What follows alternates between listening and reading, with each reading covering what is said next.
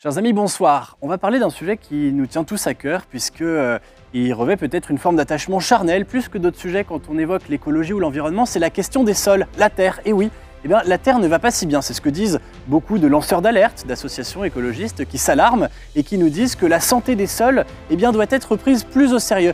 Mais dans quel état se trouvent vraiment les sols français? Est-ce que l'agriculture abîme les sols ou est-ce que l'au contraire, on dispose d'outils qui nous permettent de davantage les protéger? On va en parler tout de suite dans Terre des Hommes avec nos invités.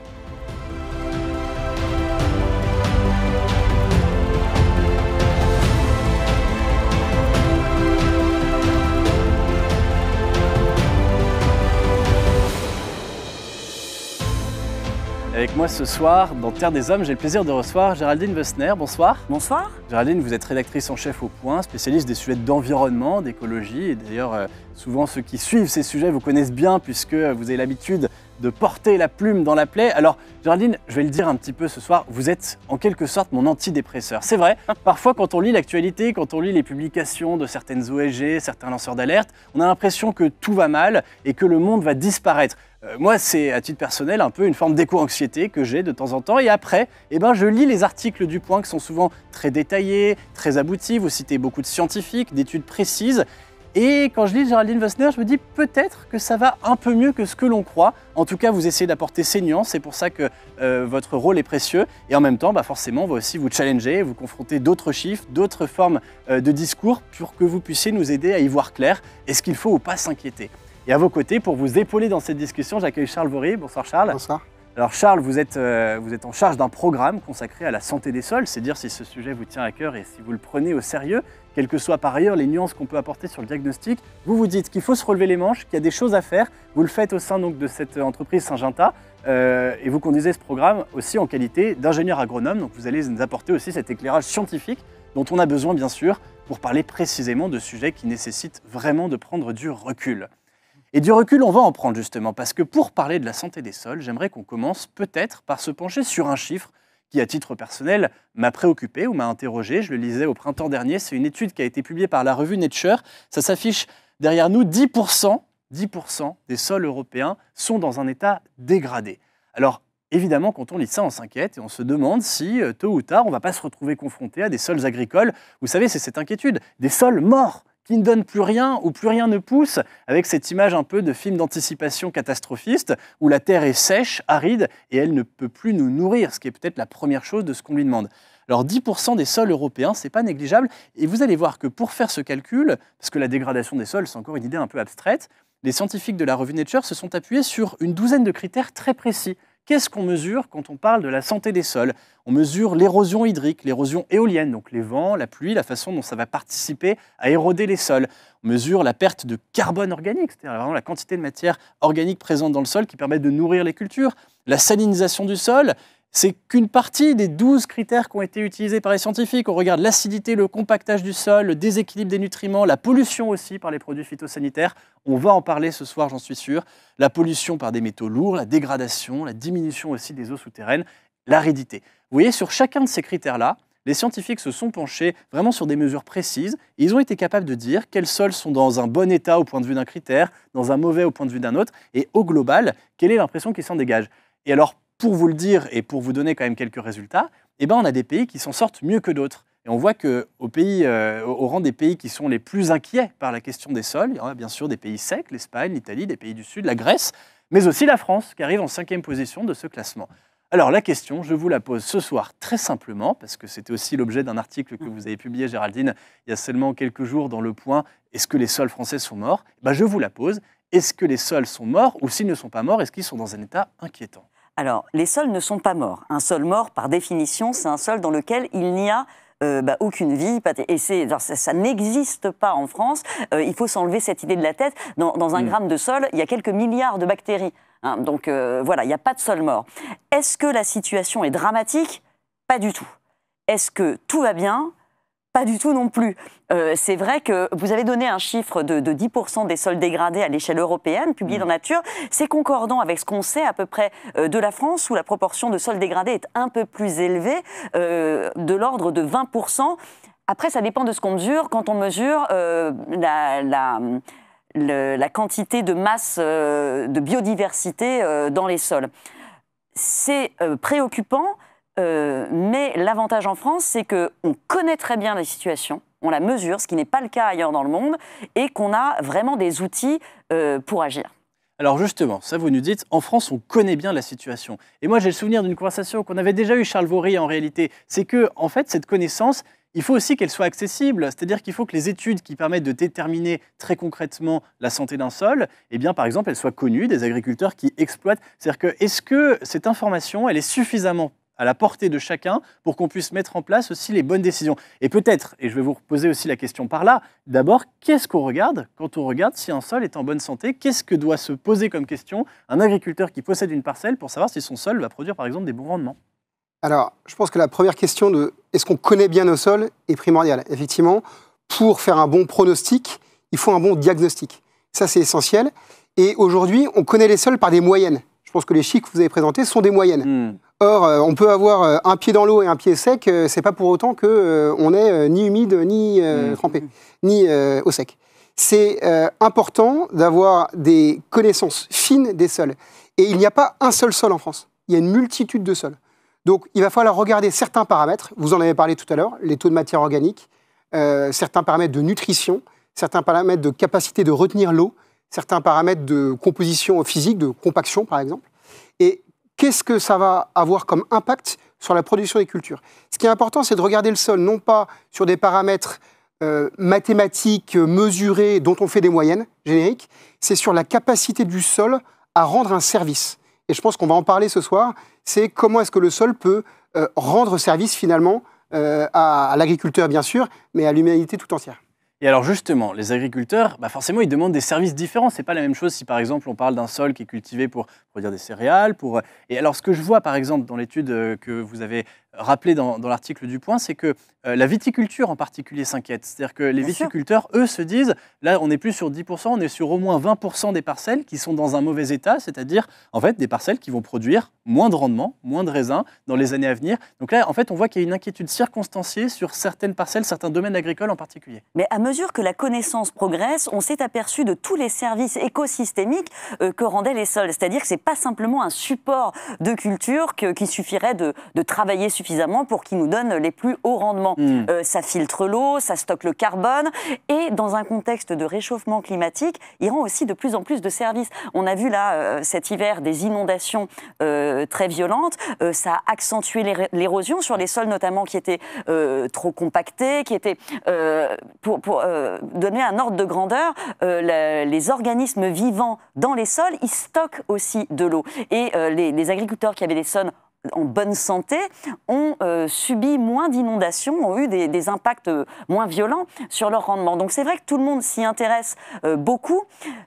On a du mal à dire si la situation se dégrade ou s'améliore parce qu'on n'a pas encore les données. Si vous voulez, on a Il nous manque quelles données précisément pour être capable de poser? Ce qu'on a comme données en France, on a deux dispositifs. On a une base de données d'analyse de terre qui, alors il y a 250 000 prélèvements chaque année. Hein. On a quasi 26 millions de références dans cette base de données. Donc à tous les endroits du territoire. La qualité chimique et physique des sols, c'est-à-dire leurs nutriments, est-ce qu'ils sont compacts ou pas, etc. Et on a une autre base de données qui est le réseau de mesure de la qualité des sols qui ajoute, elle, la mesure de la biodiversité. Ça, c'est extrêmement précieux parce qu'on fait des analyses ADN et on peut mesurer la masse de bactéries, de champignons qui sont dans les sols. On a eu une première campagne de relevé sur toute la France, hein, selon un maillage assez étroit, une première base qui a été menée dans les années 2010. La deuxième campagne de relevé est en cours et on n'aura pas les résultats avant 2027. Donc on connaît l'état à un instant T, on saura bientôt si ça s'améliore. Si en 10 ans, ça a effectivement progressé. Et ce que nous dit cette analyse, alors ce que vous disiez tout à l'heure est très juste et il faut le souligner, la France c'est quand même un petit bijou d'écosystèmes différents. Il y a 35 types de sols distincts et on a une amplitude qui va de 0 à 4800 mètres. Donc pour vous dire, avec des sols très différents, on a des sols un peu acides en Bretagne, on a des sols argileux, des sols limoneux, des sols plutôt mixtes. Aucun n'a le même résultat. Donc c'est très difficile d'établir un référentiel comme ça global parce que ça doit être étudié très finement. Vous me parliez de la vigne. sur la vigne, c'est très intéressant. Il y a d'autres programmes qui sont conduits par l'INRAE qui montrent que, par exemple, en Alsace, où on a mis très tôt des programmes pour espacer les ceps, pour enherber les vignes, on n'a que 3% des sols dépréciés. À l'inverse, en Bourgogne, ça peut aller jusqu'à 30%. Donc, ce que vous dites, Géraldine, c'est qu'il y a vraiment des choses qui permettent d'anticiper en fait cette dégradation des sols. Oui, parce que en mettant en place des techniques pratiques. Alors, on sait que le climat a peu d'influence finalement sur cette qualité des sols, sinon indirectement. Par contre, les pratiques culturales, oui, elles sont impactantes et on peut vraiment changer les choses. Et ça, c'est la bonne nouvelle. C'est qu'en modifiant les pratiques, on peut restaurer assez rapidement finalement la qualité des sols. Charles Vaury, il faut les accompagner, les agriculteurs, pour leur faire découvrir ces pratiques et pour justement leur transmettre ce savoir-faire qui permet d'entretenir les sols. C'est une question presque aussi de transmission. C'est quelle est la terre qu'on va laisser à nos enfants, à nos petits-enfants demain? Je ne sais pas s'il y a besoin de leur transmettre quelque chose, parce que qui sommes-nous pour transmettre aux agriculteurs le soin de la façon dont prendre soin de leur terre? En revanche, on peut apporter des éléments, et je pense que ça, c'est ce que fait la science aujourd'hui, en apportant des chiffres. C'est ce que fait la science en apportant des choses nouvelles. Le sol, c'est le grand inconnu finalement. On connaît peut-être 5% de ce qui se passe dans le sol. Tout à l'heure, Géraldine parlait de la fertilité physique, hydrique, chimique et biologique. Tout ça, c'est lié en fait. C'est pas une fertilité qui sont en silo côte à côte. Et donc, comment ça fonctionne? Et donc, plus que transmettre aux agriculteurs, moi, je voudrais dire faire avec les agriculteurs pour innover, apporter des solutions innovantes, parce qu'il y a encore 95% à découvrir. Et alors justement, peut-être, je me permets de glisser ici, vous dites très justement, les agriculteurs savent généralement bien ce qu'il faut faire. En tout cas, effectivement, il y en a quelques-uns qui ont vraiment des idées précises. Et j'aimerais vous en parler justement un agriculteur qui est dans le Pas-de-Calais, Jean-Christophe Sailly. Alors, on est allé le voir avec Camille Jaillet. Vous allez voir, on est allé tourner dans son exploitation, dans ses parcelles, quelques images de ce qu'il fait concrètement. Vous allez voir, c'est pas forcément très compliqué. Parfois, ce sont des idées très simples qui sont mises en œuvre dans son exploitation, mais ça peut jouer un grand rôle dans la préservation des sols. On regarde tout de suite le reportage et on en parle juste après. De la chlorophylle à perte de vue. Ici, dans cette propriété du Pas-de-Calais, pas question de laisser les champs à nu. Moi, ici, ma devise, c'est vraiment que les sols restent le moins à nu possible. Donc, dès qu'on a récolté, soit j'utilise les repousses des résidus de récolte, ou soit je sème des engrais verts. Les engrais verts ou couverts végétaux, des plantes que Jean-Christophe a choisi avec minutie de semer entre deux cultures. Par exemple, typiquement, on a là c'est de la facélie. Donc c'est un système racinaire assez profond, assez important. Bon là, ils sont encore jeunes. Et on a également des repousses de colza, de la culture précédente. Alors c'est encore une autre famille de plantes. C'est une racine en forme de pivot, donc qui descend assez profond dans le sol. Pareil, qui va avoir un effet restructurant. Un investissement qui ne lui rapportera pas directement, mais qui profitera aux prochaines plantations. L'objectif des couverts végétaux, régénérer les sols entre deux récoltes. Là, on voit un ver de terre. Tout de suite, on voit que c'est truffé de racines, de petits trous, de porosité. Ce sol poreux filtre l'eau, fixe les minéraux et permet surtout de lutter contre l'érosion. Alors vous voyez, là on a un peu visuellement un ensemble du territoire qui est quand même très vallonné. Et au final, tout ce qu'il y a dans nos sols, les engrais qu'on a utilisés, les engrais qui sont présents dans le sol, quand il y a des gros excès d'eau, tout ce qui est soluble, ça va partir dans l'eau, ça va rejoindre les vallées et ça va se retrouver dans les cours d'eau. Et le fait d'avoir un tapis vert comme ça, il n'y a rien qui s'en va, tout va être fixé dans les sols. Le couvert végétal porte bien son nom d'engrais vert. Quand il se dégrade, il devient à son tour un excellent fertilisant. Les énergies fossiles qui viennent du sol, en gros, on les restitue au sol indirectement. La passion des plantes, l'amour et le respect de la terre, c'est bien cela qui a poussé Jean-Christophe vers une agriculture raisonnée, dans une région où monoculture et rentabilité vont pourtant de pair. Quand on est agriculteur, on est à l'instant T dans les champs, mais derrière, il va y avoir plein de générations qui vont suivre. Et si on a massacré les terres, ceux d'après, ils ne vont plus pouvoir cultiver correctement. Et on le voit déjà avec la génération de nos arrière-grands-parents et nos grands-parents. Ils ont fait sans s'en rendre compte des erreurs, mais pas forcément de leur faute. Mais aujourd'hui, on les paye en fait. Dans chaque recoin de cette propriété, des petits pas, des petits efforts pour contrer ces erreurs. C'est nous qui agissons directement sur le paysage. Pour Jean-Christophe, le respect de la terre est une question de responsabilité et de transmission. Voilà, c'est un reportage de Camille Jaïr chez Jean-Christophe Sailly, donc un agriculteur du Pas-de-Calais. Gerline Vossner, on a vu des choses qui paraissent très simples. Voici un monsieur qui plante des couverts végétaux, donc en fait qui remet des plantes qu'il ne récolte pas. C'est pas de la culture, mais ça permet bien de tenir le sol quand il a fait ses récoltes et d'empêcher notamment l'érosion. Et puis qui plante des haies aussi, qui a vraiment une vision presque comme un architecte paysagiste de ses parcelles, qui dit là j'ai un sol en pente, là j'ai du vent qui vient par là. Et vraiment c'est une façon très fine et en même temps qui ne suppose pas une technologie extrêmement sophistiquée pour prendre soin du sol. Est-ce que c'est ça qu'il faut encourager dans l'agriculture pour promouvoir une agriculture de régénération des sols? Il faut naturellement l'encourager. Maintenant, vous dites, ça a l'air simple. Ça n'est pas simple du tout. Non, il n'y a rien de simple en agriculture, tout simplement parce que vous avez un pas de temps qui est différent. Vous allez avoir en gros 30 récoltes dans toute votre vie d'agriculteur. Si vous plantez une fois, ça a des conséquences sur toute l'année suivante. On a souvent des agriculteurs qui sont venus à cette agriculture de conservation en fait, des sols, à cause de l'érosion. L'érosion peut être dramatique dès que vous avez un sol un peu en pente. Dans des c'est ce qui régions s'est passé d'ailleurs dans le Pas-de-Calais. Vous perdez jusqu'à 100-200 tonnes de terre par an qui s'en vont. Donc ils ont été contraints finalement d'interroger leurs pratiques. Donc le sans-labour, la régénération, elle n'est pas simple parce qu'elle suppose de penser tous vos plans de culture les uns par rapport aux autres. C'est important de dire que ça lève aussi des idées reçues. On dit il n'y a qu'à faire de l'agriculture biologique, ça va améliorer les sols. Pas nécessairement, c'est très bien l'agriculture biologique parce qu'on limite les intrants chimiques, mais si d'un autre côté vous labourez, le labour, il n'y a rien de plus terrible pour la biodiversité d'un sol, vous labourez en profondeur dans des sols argileux, enfin, voilà, vous tuez la diversité biologique. Il y a beaucoup d'autres techniques, planchetage de haies, c'est vrai, couverts végétaux, aussi limitation du poids des tracteurs sur les sols, parce que ça tasse. Quand vous voyez des moissonneuses de 50 tonnes, c'est quelque chose dont on peut souhaiter qu'à terme, ça disparaisse quand même. Enfin, c'est limitation des intrants, ça, vous avez des agricultures, des pulvérisations de précision qui sont en train de se répandre. Mais tout ça, ça nécessite, comme il le disait, de la connaissance. Pourquoi de la connaissance? Pas parce qu'il n'aurait pas l'idée, mais pour rassurer l'agriculteur. L'agriculteur, il est soumis à une contrainte économique. Il ne peut pas se permettre de se planter pendant 1 an ou pendant 2 ans pour affiner ses pratiques. Il faut que ça réussisse tout de suite.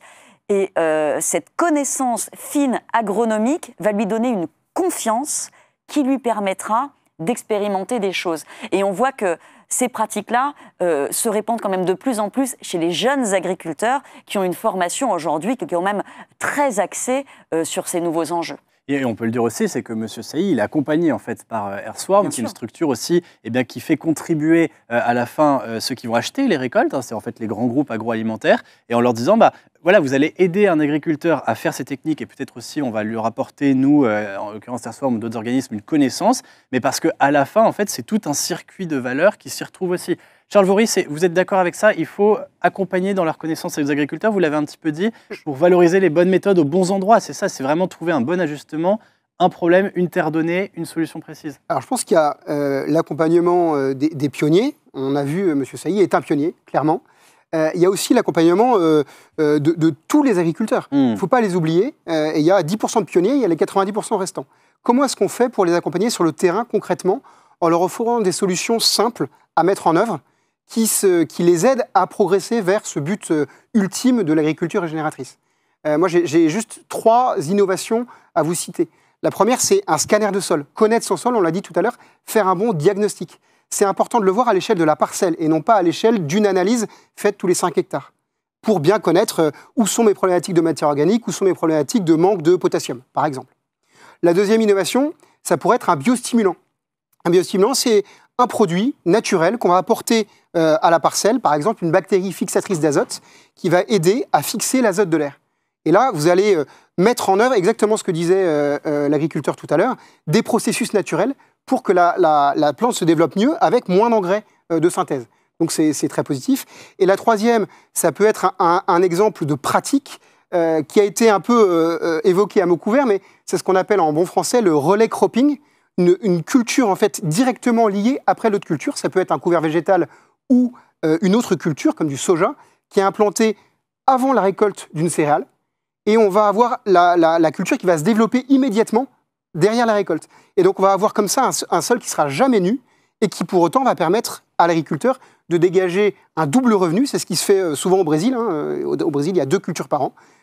Et c'est intéressant parce qu'il y a un point qu'on n'a pas évoqué, et je suis sûr qu'on va y venir tout de suite, c'est le sujet économique. L'agriculteur ne peut pas mettre en œuvre toutes ces pratiques tout seul dans son coin et supporter la charge pour l'humanité entière. Oui, parce que si c'est rentable à terme de régénérer des sols, parce que c'est quand même leur outil de travail, ça l'est à terme, ça l'est pas tout de suite quand on prend des mesures. Alors si, c'est quand même rentable, parce que là, pour le coup, des études assez récentes ont montré que quand on perdait 30% de biodiversité dans un sol, la structure, la stabilité du sol et ses rendements baissait de 50%. Donc il y a un avantage économique certain à préserver cette biodiversité. Tout à fait. Sans doute pas. Il y a un pas de temps qui est important. Voilà, il y a un laps de temps dans lequel il faut accompagner financièrement. Donc il va mettre un peu de temps à perdre 50% de rendement, sans doute. Mais effectivement, sur le long terme, il y a un impact à le préserver, je pense. Et puis il y a un impact à ce que nous, tous citoyens qui mangeons 3 fois par jour, minimum, soyons en mesure de financer cette transition. Comment est-ce qu'on est prêt à finalement aider les agriculteurs à financer ce changement? Alors Charles Vaury, vous nous parlez de transition et de changement. Il y a un sujet qu'on a effleuré un peu, on parlait d'intrants en étant peut-être plus précis pour en mettre moins, parce que c'est une vraie question qui se pose, Madeleine. Est-ce que aussi, parfois, avec les produits phyto, on n'est pas en train d'empoisonner certains sols? C'est une idée qu'on entend dans le débat public et j'aimerais en savoir un peu plus avec vous. Oui, bonsoir Paul, bonsoir chers invités. Alors effectivement, vous me parlez d'intrants et aujourd'hui je voudrais parler d'un intrant en particulier auquel on pense peut-être peu. Alors vous connaissiez l'or noir, le pétrole, vous connaissez l'or bleu, l'eau. Moi je vais vous parler de l'or brun, les effluents d'élevage. Qu'est-ce que c'est? Les bousses de vache, les crottins de chèvre. Aujourd'hui, ces intrants me permettent de dire « vive l'élevage ». Alors, dans une émission d'écologie, ça peut passer pour une petite provocation. On en a déjà parlé à Terre des Hommes. On sait que l'élevage émet des gaz à effet de serre, qu'il est par exemple responsable de 68% des émissions nationales de méthane, un gaz avec un très très fort pouvoir de réchauffement. Mais ce qu'on ne sait pas toujours, c'est que l'élevage est aussi une clé de la régénération des sols, nos sols mal nourris, en mauvaise santé, en tout cas pour certains. Alors de quels élevages en particulier est-ce qu'on parle, Madeleine? Alors tous, mais si vous voulez bien, on va se concentrer sur celui à qui on fait tant de reproches, l'élevage bovin. Ces bons vieux ruminants, avec leur puissant estomac, leur puissante digestion et leur puissant rôde méthane. Les bovins ont un immense atout. Leur bouse donne un fumier de choix, un engrais organique, très bon car très complet. Il contient des éléments nutritifs, de l'azote, du phosphore, du soufre et du potassium. Donc, un engrais très complet, beaucoup moins polluant pour nos sols que les pesticides chimiques. Meilleur pour les cultures et donc meilleur pour l'homme. Le fumier rend aussi les sols plus stables et permet au sol de retenir l'eau, un peu comme une éponge. Alors pourtant, Madeleine, il y a un hic, un hiatus dans ce circuit de la bouse à l'engrais. Qu'est-ce qui ne va pas? Effectivement, quand on regarde le détail des émissions de l'élevage, on s'aperçoit qu'une partie non négligeable vient de ce qu'on appelle la gestion des déjections bovines. Car avant d'être utilisées, incorporées au sol, les déjections polluent. Au contact de l'air, leurs nutriments se transforment. L'azote, par exemple, se disperse dans l'atmosphère sous la forme d'ammoniac. Alors l'ammoniac, ce n'est pas un gaz à effet de serre, mais c'est un gaz qui pose des problèmes environnementaux. Les éleveurs doivent donc se dépêcher de répandre ou de transformer ce fumier. Pendant la phase de stock, il faut choisir des récipients étanches, par exemple des citernes, et au moment de disperser, il faut aussi se presser, car le contact entre les effluents et l'air accentue ce qu'on appelle la volatilisation. Alors, je ne vais pas décrire ici les différentes techniques d'épandage, mais je peux vous dire une chose, Paul, c'est qu'il y a des règles très très très précises. Ça demande de la main-d'œuvre ou de grosses machines, du temps, de l'énergie, un temps précis, et ce n'est donc pas simple. Et je vous disais en début de chronique, vive l'élevage, mais j'aurais pu aussi vous dire vive l'homme, car ces déjections à lui, à nous, Paul, ont exactement les mêmes propriétés. Avec ça, on est peut-être sauvé. Merci Madeleine Métayer. Il nous reste quelques secondes pour conclure, Géraldine Wössner. Bon ou mauvais débat, produits phyto versus épandage? C'est un faux débat parce que on n'aura jamais assez d'engrais organiques sur la planète pour se substituer totalement à l'engrais chimique. Je veux dire, on aurait de quoi nourrir 3 milliards de personnes peut-être. Pas 8 milliards, on est 8 milliards. Donc le grand enjeu de demain, mais ça c'est le Graal de tout écologiste, ce serait de trouver une forme d'engrais qui n'émette plus de gaz à effet de serre, qui soit pas, on n'ait pas besoin de gaz fossile pour le produire. Je vous rassure, la recherche avance et elle est prometteuse. La recherche et la science plutôt que les illusions. Merci Géraldine Wössner, je rappelle, j'ai oublié de le mentionner tout à l'heure, mais que vous êtes l'auteur avec votre confrère Erwan Seznec de ce livre, Les illusionnistes, ça paraît chez Robert Laffont. Et justement, l'idée est de dissiper par la raison, par la science, des illusions que l'on se fait sur l'écologie. Merci Charles Bory d'avoir ici participé à ce débat. C'était passionnant. J'aimerais qu'on se quitte, vous savez, sur un mot de Saint-Exupéry, sous le haut patronage duquel on a placé cette émission. Dans Terre des Hommes, le grand maître qui écrit, et peut-être que ça sera une forme de méditation sur laquelle je peux vous laisser, la Terre, puisque c'est bien de ça dont il s'agit, la Terre nous en apprend plus long sur nous-mêmes que tous les livres. L'homme se découvre quand il se mesure avec l'obstacle, mais pour l'atteindre, il lui faut un outil. Merci de nous avoir outillés pour ce débat très précieux. On se retrouve dans 15 jours sur Terre des Hommes. À très bientôt.